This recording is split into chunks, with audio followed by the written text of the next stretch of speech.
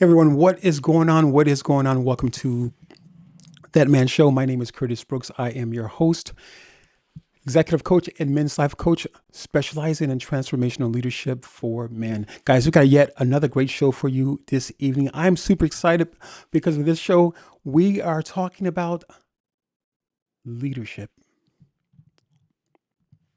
Second here.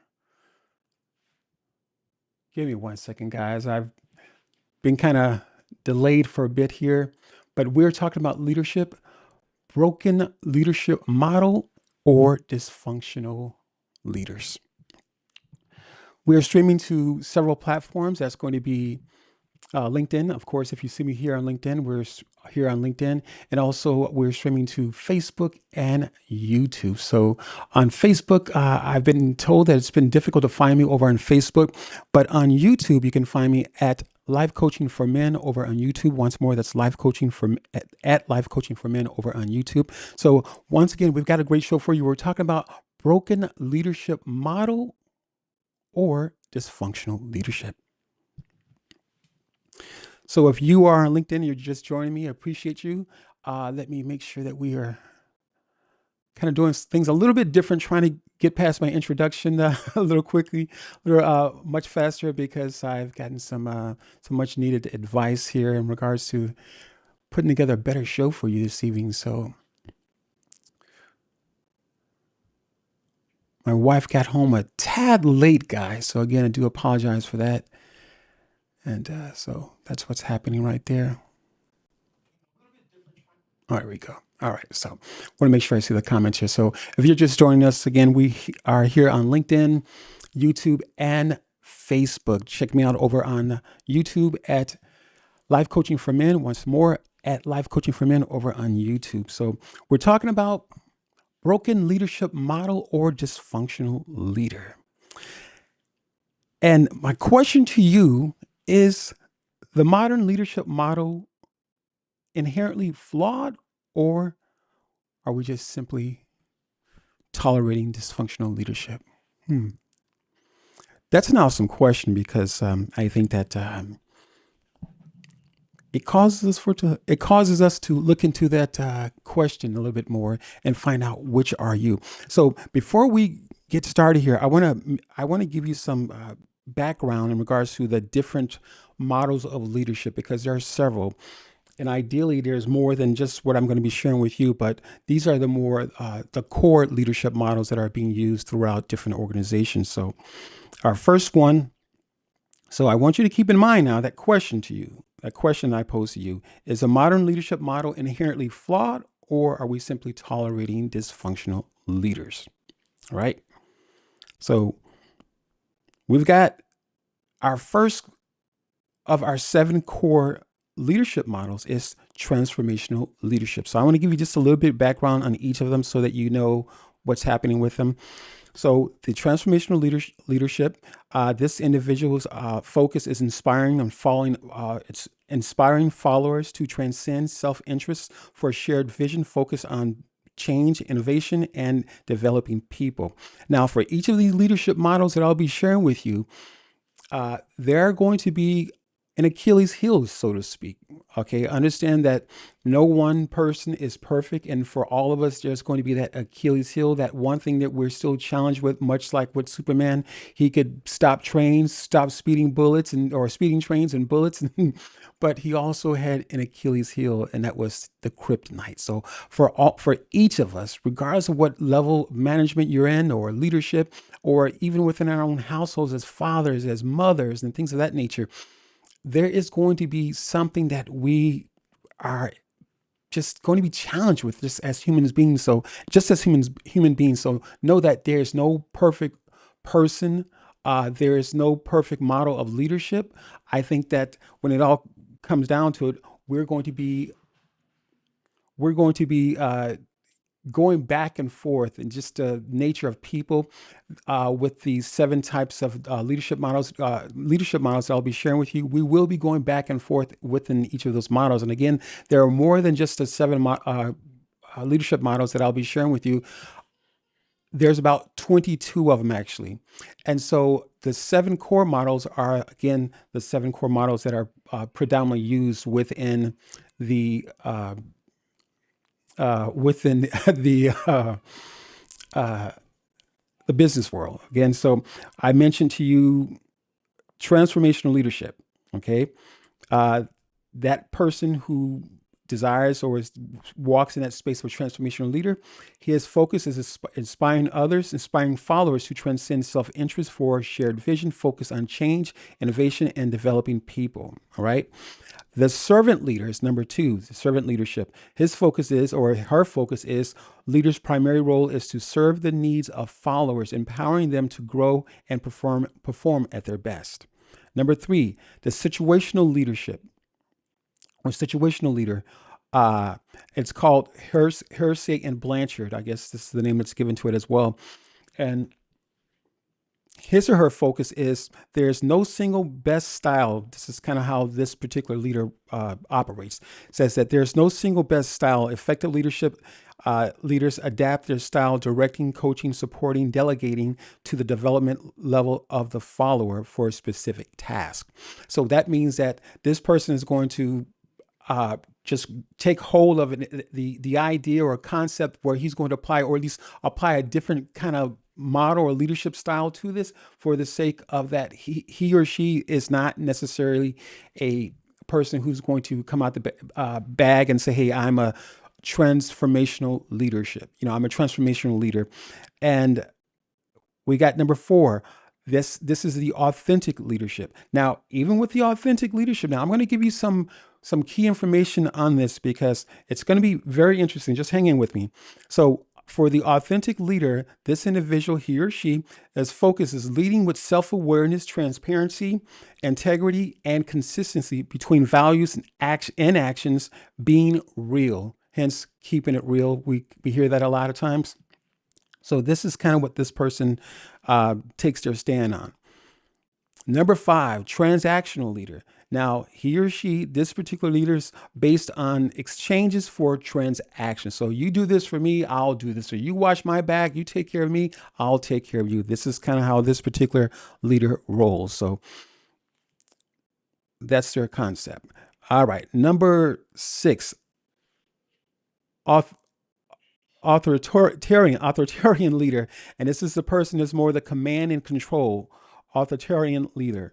All right. His or her focus is a leader who holds all decision-making power, clear top-down hierarchy, emphasis on obedience and order. All right. So now so we got one last more. This is one last leadership style, or a core leadership style. We've got the laissez-faire leader.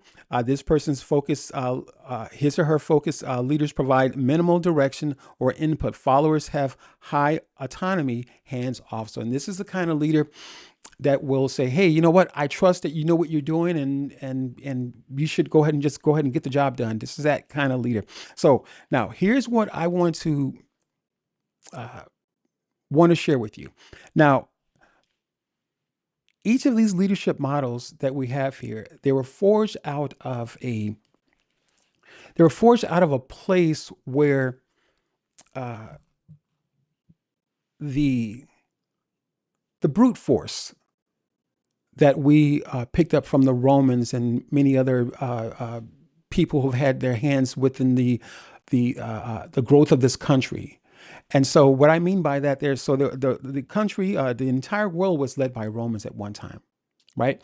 So our leadership models have come from these places, such as the Romans, such as the Greeks, and the philosophy. And so now what's happened is that we've taken these leadership models, or these core leadership, let's see here. We've taken these core leadership models and modeled these core leadership models from that perspective. And what happens oftentimes is that we're going to see the imperfections within leadership. Because when you're building something, interesting enough, I just watched a video not too long ago. Just watched a video where hopefully, guys, that you are able to see my comments here. Give me 1 second. I don't see any comments here. I want to make sure that I've seen them all here. Okay, cool. So with each of these leadership models, as I stated, they're coming from the Romans, that commanding and control type mindset. And though each of these leadership models have their Achilles heel, understand the birth of these particular leadership models were birthed out of a brute force, control, commanding type atmosphere or environment that individuals created, such as slavery. And ideal doesn't mean that everyone was in slavery, but its brute force, its idea, its concept, even with the Romans, again, all of this stuff had been birthed out from the Romans. And so what we're dealing with is a leadership style or leadership styles, core models of these different types of leadership styles that were birthed out of men and women, primarily men, and I'm just going to put it out there, primarily men who were not healed, primarily men who were not healed. And so consequently, we've got models that people have been following. We've got models that people have built their lives around. We've got models, leadership models where people are not making the connection with their families. And then I'll explain that to you. I've stated on several different broadcasts in the past the importance of men leading their households. And I believe that the leadership model stems from the household. And you could be saying, well, Curtis, well, men and women are not necessary. Men aren't necessary in charge of 3 to 4, 500 people or thousands of people. That may not be the case. I get that, but the reality of it is that we're dealing with people within our own household, varying personalities. And I think that the challenge is that we like to see or believe that we are so different, but in reality, we're not different from each other, from one person to the next person. And because we're not different, we may express ourselves differently,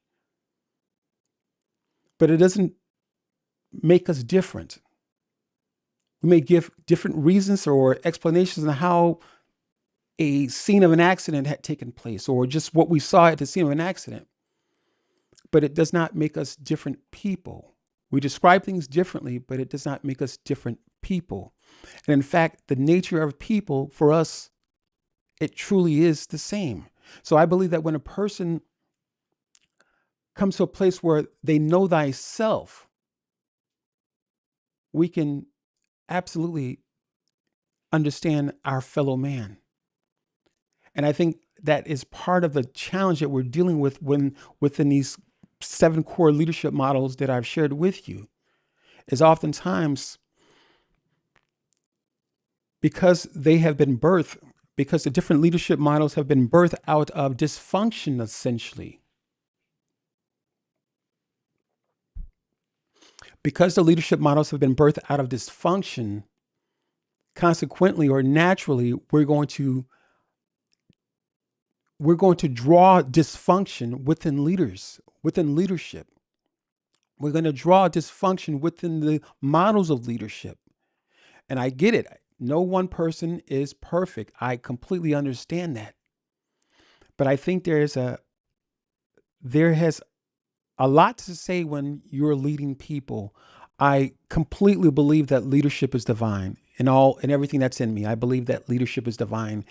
I don't think no one person decides or wakes up in the morning and says he or she wants to lead people. I probably would not put that on my worst enemy. And it's leadership. There's nothing wrong with leadership. It just takes work. It takes work. And we have to be prepared to do the work ourselves Uh, there's a scripture in the Bible that says, uh, it talks about a man wanting to or desiring to remove a speck out of his brother's eye, but yet he stood there with an entire plank in his own eye, a much larger object. And oftentimes, I believe with this core leadership models that I've shared with you, and again, the list is, I think there's like more than 22 types of leadership styles. And know that even within the core model of leadership styles, no one person is ideally following one particular leadership style. They're going to be kind of navigating in between, several different leadership styles, but not necessarily all of them, but they will, in most cases, be navigating in anywhere from 2 to 3 types of leadership styles. Now, the challenge oftentimes, as I mentioned earlier, the challenge is that within these leadership styles, because the model itself is already flawed because of how it was birthed, how it was created. There's yet another scripture in the Bible that says there's a man that built his house on the sand versus a man who built his house on a rock. Now, throughout this discussion, I will probably be using scriptural references and things of that nature, but it is absolutely not to agitate anyone, but it is to give the wisdom that comes from those particular scriptures. Because when we look at a man who builds his house in the sand versus a man who builds his house in a rock, yeah, we know obviously, hey, the house that's built on the sand is not going to last, but yet the house that's built on a rock is going to last. We can hopefully draw that understanding from that. But yet, even on a deeper understanding, we know that oftentimes for us as people, we can spearhead a project with limited understanding. We can be on our way to build something that we believe that's so magnificent. Case in point, let's just look at a company that creates a particular drug uh, that's going to destroy the cancer cells. Yeah, that's going to destroy the cancer cells, but yet the drug, without much research, the company says, hey, this destroys these particular cancer cells and it's going to help people save lives. But then once they take this particular drug, it can give them cancer issues. They can have, or excuse me, kidney issues, or they can have some kind of heart issues. So it's, the old saying, six in one hand and six in the other is it's obviously the same thing, but yet it defeats its purpose. And for the house that's built up upon the rock, greater understanding oftentimes is needed for us to take upon certain pursuits, whether it be leadership or raising a family. There are certain things that we just need to factor in. Wayne, thank you for joining, brother. I appreciate that. Wayne says over here on LinkedIn, he says the Roman model, patriarchal in nature, often objectifies women in its course of lacks empathy. Absolutely, absolutely. Well, yeah, absolutely, Wayne. Yeah, this was women at a time could not be in those kind of leadership roles. Absolutely. And yeah, it does objectify women, unfortunately. And this is the, kind of what I was alluding to earlier, is that when you have something that has essentially built, that was prepared out of dysfunction from the beginning, it doesn't get better, it gets worse. And so the dysfunction ensues or pursues and eventually gets worse. And to the point where there's a time, even within leadership, where certain types of people, backgrounds, races of people could not be leaders because of this dysfunctional platform, or this dysfunctional model called leadership. And it is truly important for us to know thyself. And as I stated earlier, when we know thyself, when we know thyself, we can know every man, woman, and child, because the nature of man, woman, and child is not different. We may give as I stated earlier, we may give a different explanation from one person to the next person, but the nature of people is the same. And when we don't understand that, we have a tendency to see ourselves so different. Maybe pride steps in a way. Now we're talking about the dysfunctional, the broken leadership model, because again, knowing where it came from, knowing where it came from, knowing where the model of leadership was birthed out of, and its whole premises of leadership was to control people. It was not to make you and I a leader. It did not even look at this old model of leadership. Did not look at your background, how educated you were, especially if you're a different race of people or different color, I should say. We're all one race, one human race, but if you were a different color of person, come from a different background. So it didn't take in consideration your education, especially if you're a woman. As Wayne stated earlier, it objectifies women, especially if you're a woman. So leadership model, it was flawed from the beginning. It was flawed from the beginning, but yet many people have spent thousands, tens of thousands of dollars, if not in the hundreds of thousands of dollars, to walk in a space of we know as leadership.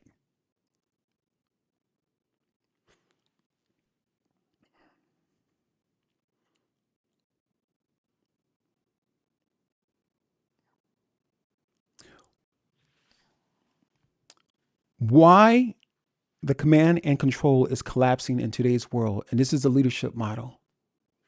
Why is it collapsing in this world? Well, I believe the reason that the leadership model is collapsing in this world is because people are searching for authenticity.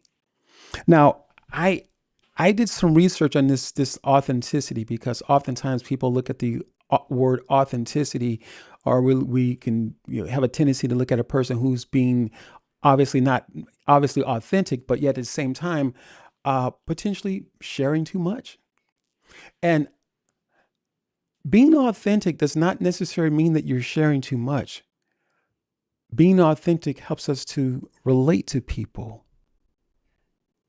It helps us to connect with people. So I think we need more authentic leaders. We need leaders who are going to uh, challenge the status quo. And this is exactly what is wrong with the command and control and of leadership, of why it's collapsing. It's because people need connections. And if we as leaders are operating out of the core leadership models that I've shared with you earlier, if we're operating out of that space, it's no wonder why the command and control is collapsing. It's no wonder. People are in search of authentic relationships. And many of the leaders, and I'm going to say this, I'm going to step out on a branch and on a limb, on a short limb, and say this. I believe that when you've got this leadership model, when you have placed so much on this leadership model, these different types of leadership models I've shared with you, when you've placed so much weight on these different things, or this is your go-to, this is what you've understood as to what is leadership, uh, you're going to be dealing with a person who's fractured, an individual who's fractured. Because I believe that these particular leadership models are that I've shared with you, the 7 core leaderships, core styles of leadership. is that they're fractured. They really allow men and women to show up two-faced. I believe the leadership models that I've shared with you, and again, the host of others that are out there, is like the video. I think I started sharing this with you. A video I watched a couple of days ago, and just even before getting started, is that we can have an idea. Now, the video talked about a man having an idea of what love looks like to him, and yet he meets this woman, and he applies these ideas and concepts to this particular woman. And now, here's where I want to segue off from that train of thought to say that it is the same way with leadership. I believe it's the same way with leadership, as that men and women alike have this idea of what leadership is. And ideally, these models of leadership that I've shared with you house his belief system of what leadership is. Again, having the idea, because most of these leadership styles, models were created out of men who were flawed. Because if your house, as a man, if your house is not ran with some kind of order, if your household is consistently out of order, and you're trying to lead people on your job, or you're trying to show up as a leader on your job, or you're in a particular leadership role, it can absolutely be difficult to manage that and manage your home. Because I believe that the central housing, or the where the beginning of leadership comes from home. And when the home is out of order, because I think we have a tendency, I believe we have a tendency to see our household and the people we meet throughout the course of the day, from one person to the next person, so different. And in fact, they're not so different from our own family members. Obviously, we know them, or they've got different names and things of that sort. But the reality of it is that human nature is human nature, and we must not forget this. And if we can take care of our household, our respective households, we can also apply this same concept to leading organizations. Now, no person is going to, in their right mind, at least I don't think, no person in their right mind is going to try to lead an organization without instruction. And then the challenges that we get in life, I believe, are the very instructions that are placed in front of us. And oftentimes it's these challenges that we're stuck with, or we believe that we're stuck with, not willing to, or at least not feeling that we're not able to get out of this jam. And getting out of the jam, or to certain things or different things that show up in life, is absolutely important. Because rest assured, when we're not able to get out of a jam, from just the challenges that show up in life, through broken relationships, through dealing with our children, again, a host of different things. When we're not able to get out of those jams, or at least come to a place of healthy thinking, it doesn't mean that every situation is going to be, that we're going to fix every situation, but it does mean that we're coming out with a healthy mind, that we've put things in the right perspective. And I believe that our homes, our individual and respective homes, our upbringing, when these matters are put into a particular order, again, coming into a place where we're being healed, putting things in the right perspective, we can then be prepared to lead people, small to medium, large companies, organizations, begin to lead people.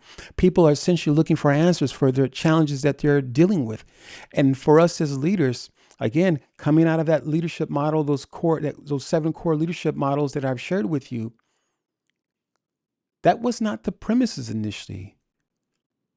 At the time, these particular leadership models, or the leadership ideas of leadership, again, going back to the times of the Romans, I guarantee you healing was not a part of it. Healing was not a part of it. It was for control. And when we find ourselves tied up in that space of taking on concepts, and don't get me wrong, I completely understand that these are things that we were birthed into. Really, let's just face it. These are things that we were birthed into, and it can take a time and a time and a time and a half. I don't know what that looks like, but it can take a considerable amount of time to get out of that space, to come out from under the rubble that this world has placed upon us. It can take seasons to get out of that stuff. And until we come out of it, we're still operating within a particular mindset. Again, those 7 core leadership models that I've shared with you, they were strictly for control. That's all it was about. And some of the different leadership models I've shared with you, by different names, they were transactional, it was transformational, and again, several other different types of leadership styles. But the point of it is that ultimately it was for control. It was for control. And I think the control is interesting because the control works 2 different ways. You can't control someone, individual or members of an organization, feel like you need to have your finger on the pulse of everything. You can't control others and not be controlled. Now we have to understand this. Either leadership is about control or leadership is about freedom. You cannot give freedom and leadership at the same time. It's either you yourself as a leader understand much deeper, you've worked some things out. Life has you've cleared you've cleared your bush, so to speak. You've cleared the path to healthier grounds or terrain or some sort. You've made a way for yourself, and you're treating people in accordance to what you've discovered along the way, according to this compassion that eventually has shown that you're given, that you receive. Because to understand ourselves as leaders, when you are the kind of leader who leads with the capacity or the mental mindset that leadership is freedom. Leadership is giving an individual the keys to find their way. We can't find it for them, but leadership is an individual such as myself, such as you, walking in an authority, giving an individual, if you're a coach or a consultant or something of that sort, giving it, or as a parent, giving an individual, your child, giving an individual, your colleague, your coworker, your subordinate, giving that individual the ability to make decisions on how you present the information to them, not for control, but through understanding and freedom. That is the true model of leadership. That, my friend, is the true model of leadership, is for each of us to exercise freedom. Now, if a man or a woman in their plight for this freedom finds themselves entangled or in a situation thereafter,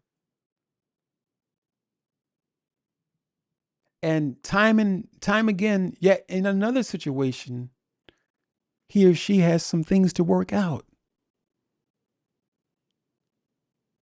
Because the reality of it is that when you have found this freedom through leadership, when you found this freedom through leadership,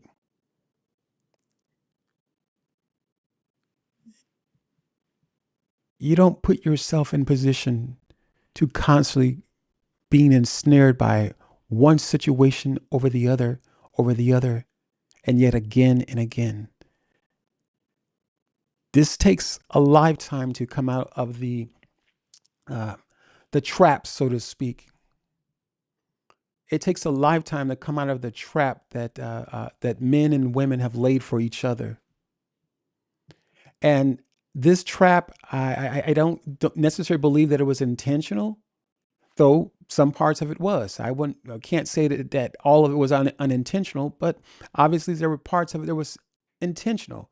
But to understand that we were all born into this chaos, we're born into this mayhem, this confusion, and the likelihood of us as people repeating this confusion is pretty high.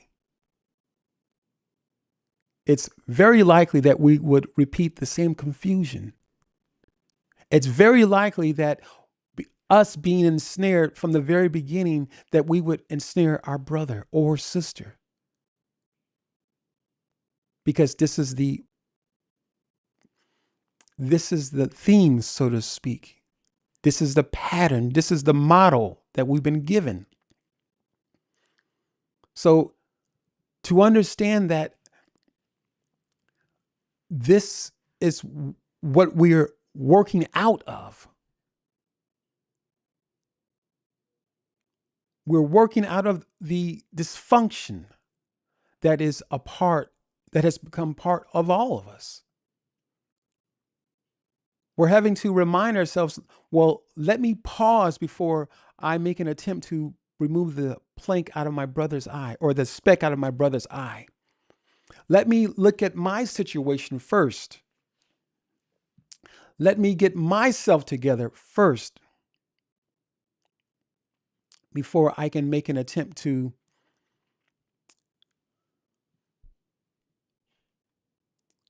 bring correction to someone else. And leadership, when done in the right way, it brings compassion. It adds compassion to another person. It doesn't come to ensnare them, nor does it come to condemn them, but it brings or adds compassion to another person. Now, we're talking about broken leadership model or dysfunctional leader.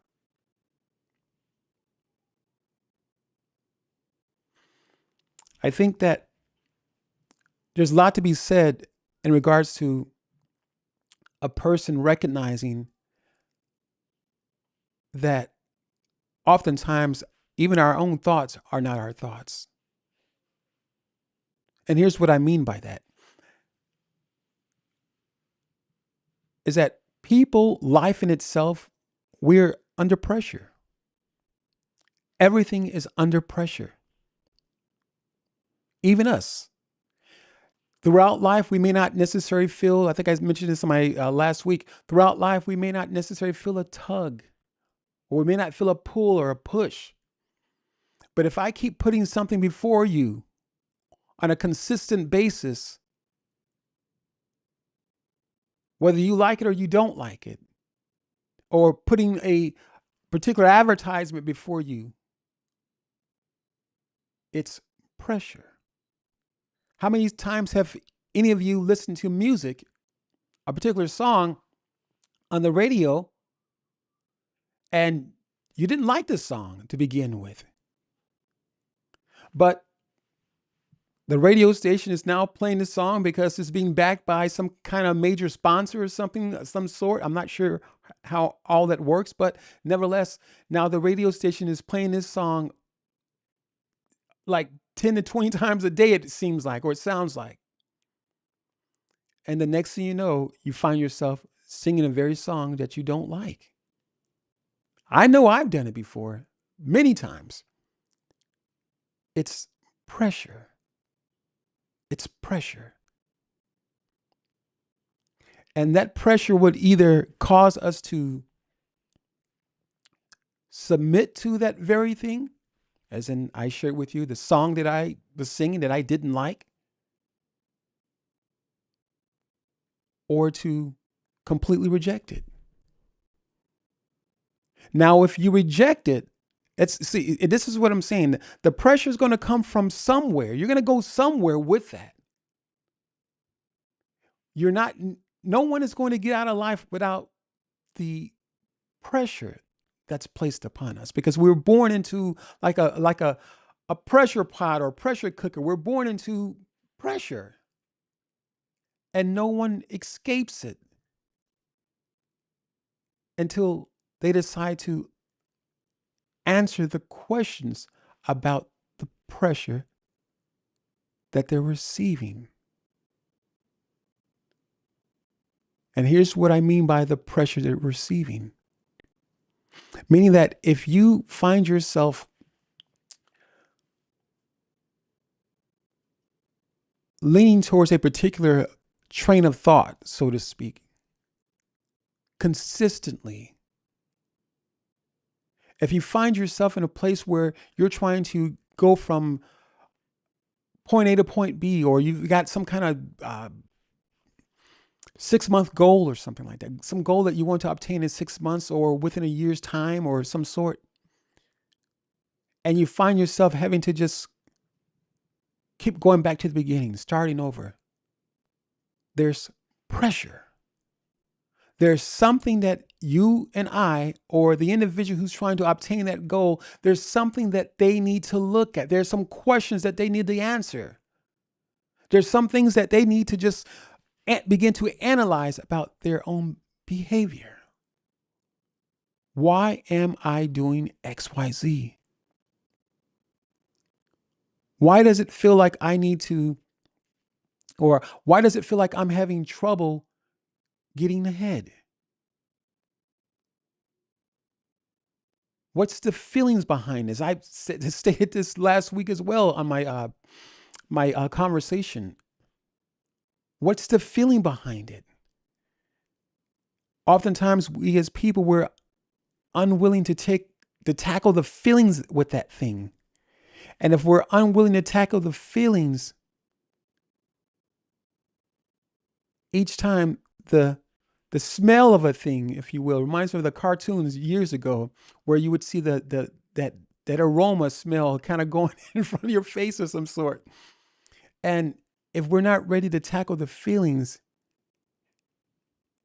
it's forever going to be the fragrance of a thing that's going to overtake us, that we're find ourselves wrestling with, if we're unwilling to deal with the feelings of that thing or that reason to why we are taking 3 steps forward and 5, 6 steps backwards. I myself had to answer these questions, so I'm not sharing something with you that I haven't done myself. And I think that it is absolutely important for leaders to do the work. But the challenge is that a lot of times the leaders aren't willing to do the work. I believe a lot of times the leaders don't even know where to start at, because they've been given this model of leadership, of what it looks like. And that this concept of leadership is engraved in their mind, much like the example I was sharing with you earlier about the woman, about the man who has an idea of what that woman looks like, and just the whole, the whole outfit, and just kind of just that whole scenery. He's kind of painted a picture of what that woman looks like. Now, the woman acts outside of when the woman acts outside of what he has envisioned or imagined, he can't put it together because that's not what that was supposed to do. That's not how she should have responded. And I believe it's the same thing with leadership. I believe it's the exact same thing with leadership. We have an idea of what leadership looks like, what it sounds like, perhaps even what it smells like. I don't know, but we have an idea of what leadership looks like. And when people don't fall into line with our idea of what leadership looks like, what it sounds like, when they're not acting in accordance with what we have conjured up in our own mind, and perhaps from some of the models that I've shared with you, because many of these models are not necessarily tried and true. They're tried and true on fulfilling their own fulfilling their own theses, if you will, for answering their own set of questions, but not necessarily tried within working with real people and real situations, if you will. Many of the situations or scenarios that were created in leadership were situations that they created that were proven, and in a sense that, and what I mean by that, they were created for that situation. They created a particular situation and expected and knew that, hey, if this person is supposed to act this way, and when they act or respond this way, this is what we do now. This is what you as a leader should do now. And that's not how life works, man. And this is the reason why I say that the current leadership, or this modern way of leading people, is flawed. Because the reality of it is, it wasn't tested in the ideal environment. There was a thesis that was put out there, and the powers that be, whoever they are, created examples and models after the answer they were looking for. So if the prospect or the student did XYZ, or the person in their mock, perhaps a mock leadership example they were showing or they were given, if the person within that mock leadership example responded in a certain way, the leader was supposed to say XYZ. The leader was supposed to implement this particular idea. And so the old leadership models were, again, as I mentioned earlier, they were birthed out of a place from the very beginning that said control. They weren't really thought out. And I believe that most of the leadership models were birthed out of confusion. And it is up to us as leaders, I would say, as a reformed leader, perhaps, new leaders, birth of a new leader. I don't know. But it is up to us to challenge those pains that we're dealing with. Because the command and the control that is lost through the old models of leadership, where the old models of leadership is losing their footing. And when I say that, meaning that it's not effective anymore. That's essentially what I'm saying. The old models of leadership are not effective anymore. You've got to have the right environment in order for them to be effective, the perfect environment. And when you don't have the perfect environment, you've got real life that you're looking at. You've got a real life situation that we're looking at. And oftentimes, because many of our leaders, I believe, are not making the connection with the people they're dealing with on their jobs or within their particular organizations. They're not making the connection with these people. And if they're not making the connection with the people, you are at a loss in connecting with the members of your organization. You're at a loss for implementing real change that needs to take place. You're at a loss for being able to walk in your purpose. Because ideally, leadership is about creating other leaders. It's not about control. It never was about control. I mean, from the beginning, it was about control. But in true leadership, it was not about control. It was about leaders creating other leaders. It was about the follower who had determined that he or she did not want to be a follower anymore. That perhaps by way of some other leader. There's a scripture in the Bible that says one plants and another waters, and God brings forth the increase. Perhaps through the individual's journey throughout life, there was someone who fed them, who nurtured them in their journey throughout life, even as a follower. And now the follower, looking at this leader, now desires that he or she wants to, hey, you know what? I can do this.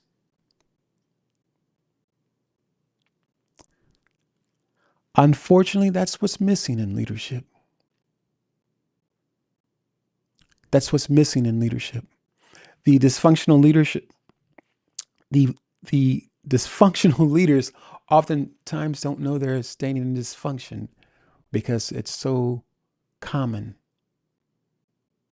It's so common what he or she is doing that they cannot recognize that they're walking in dysfunction, that they're not making a connection with their colleagues or their subordinates because the dysfunction is like normal. They don't recognize it. Now let's talk about some solutions. We've been talking about all this other stuff and what leaders aren't. Let's talk about some solutions.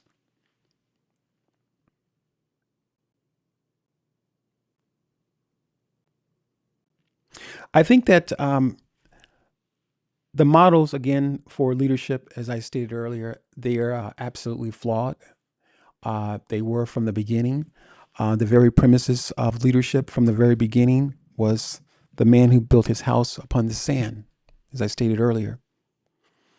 And the man who builds his house upon the rock will get the information. He or she will know that in order to become the thing that you are desiring to become or to lead more effectively, you've got to be able to take criticism. You've got to be able to be critiqued on different levels. You've got to be able to know thyself and in knowing thyself, you've got to discover the compassion that comes with who you are as a human being and applying that same compassion that was given to you to the lives of others.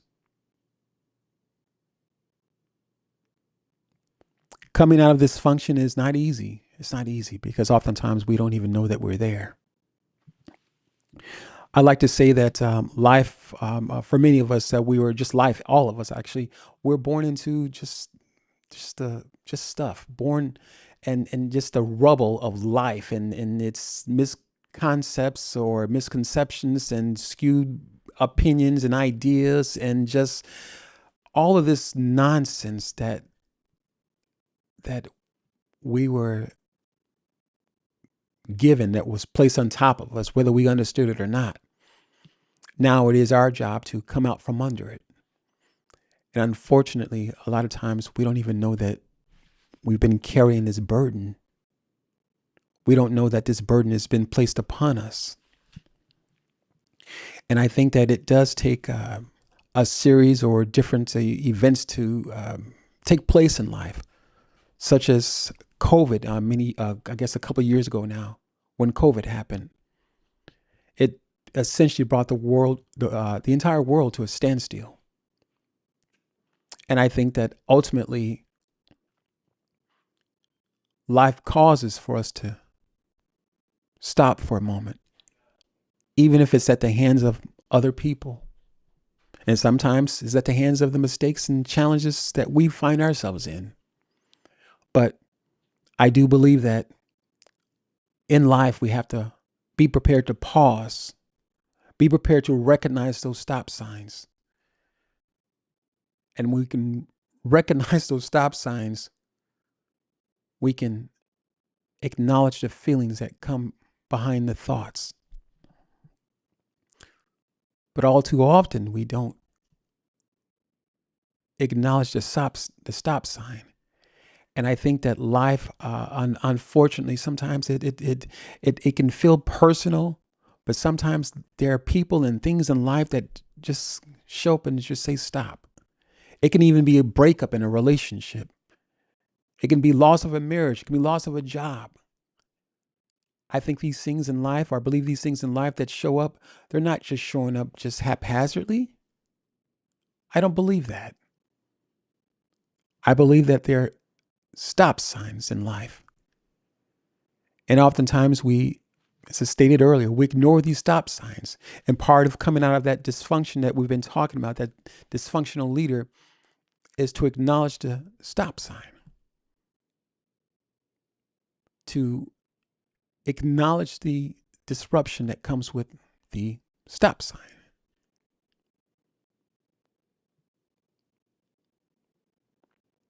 I think is where we get our best training.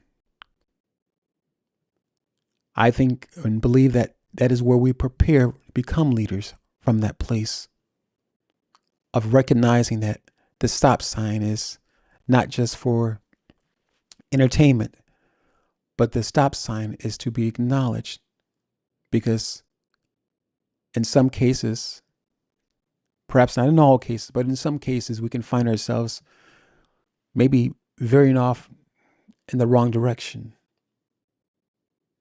And the stop signs in life, whether we uh, acknowledge them or not, they're there for a reason. But when they show up, the stop signs in life help to allow us to pause, to work out that dysfunction, to take a look at our own selves versus trying to get the speck out of our brother's eye. Those stop signs of life come to help us to apply what we have learned to our own situation. Because oftentimes, I believe in, as I stated earlier, within this whole leadership models or different leadership models I've been discussing, is that we're often applying the concept of what we've learned to others, but we don't apply it to ourselves. And I think this is largely where the misconnect or the disconnect takes place.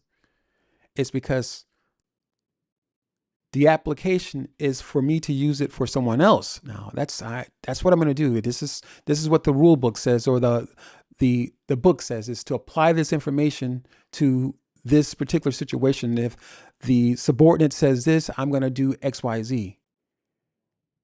And I think a lot of times don't we don't think,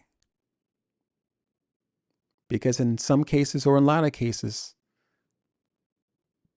the book shows exactly what you need to do, what we need to do, and we respond, and we should respond accordingly. But it takes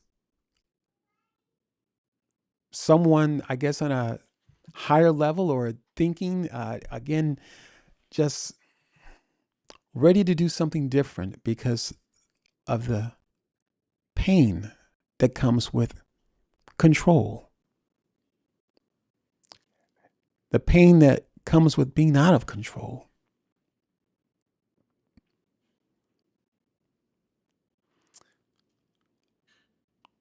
The dysfunctional leader has to come to a place where he or she is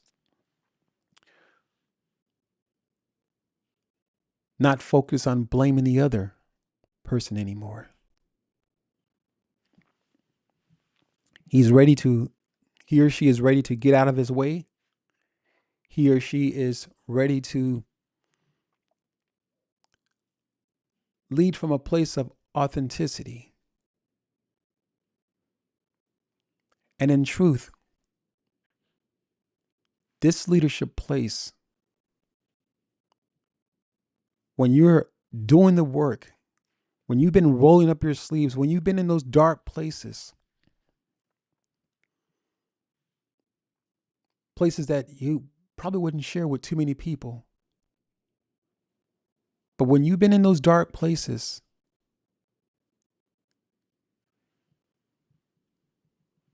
you already know what it feels like,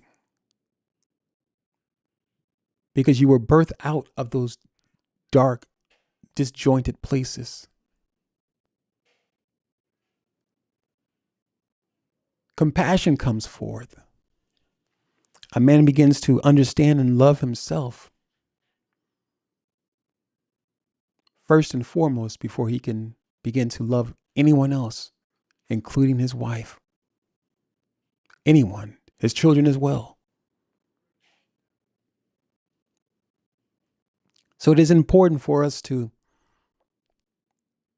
be prepared to put the puzzle back together, because from the very beginning, the puzzle was disjointed. The pieces never fit.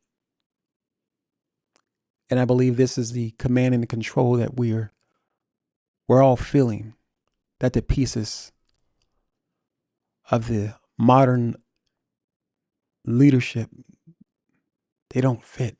They never have fit. But we've been made to make them fit.